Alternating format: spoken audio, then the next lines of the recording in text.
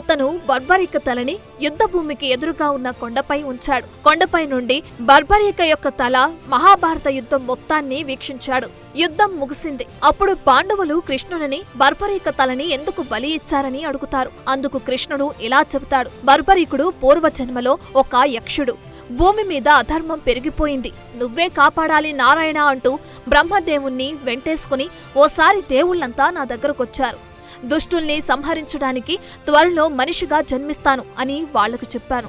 ఇదంతా వింటున్న బర్బరీకుడు ఈ మాత్రం దానికి విష్ణువే మనిషిగా అవతరించడం దేనికి, నేనొక్కడిని చాలనా అని ఒకంత పొగరుగా మాట్లాడాడు. దానికి నొచ్చుకున్న బ్రహ్మ అతనికి ఓ శాపం విధించాడు.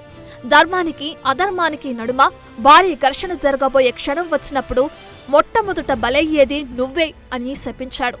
అందుకే బర్బరీకుని బలి. అంతేకాదు అతని శాప విమోచనం కూడా అని వివరిస్తాడు శ్రీకృష్ణుడు.